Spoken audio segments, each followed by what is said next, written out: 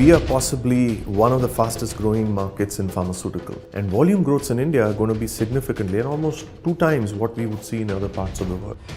Revenue of $30 billion, the top provider of generic drugs worldwide, and the potential to grow into a $55 billion sector by 2020.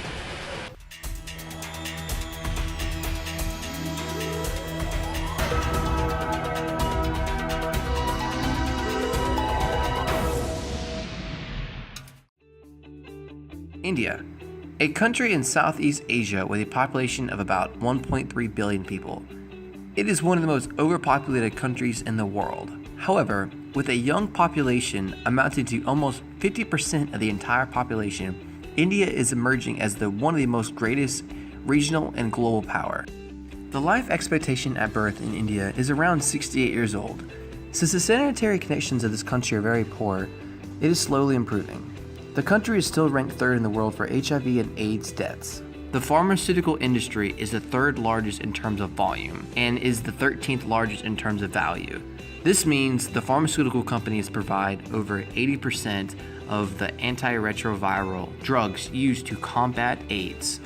Since India exports to more than 200 companies, with the US marketed as the main one, generic drugs account for more than 20% of the global exports in volume. Thus, India is one of the largest providers of generic medicines globally.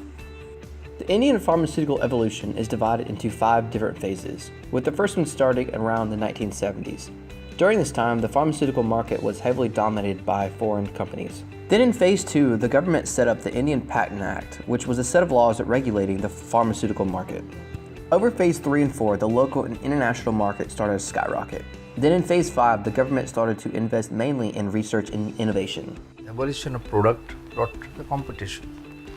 For each major product, there were 30 to 100 brands competing with each other.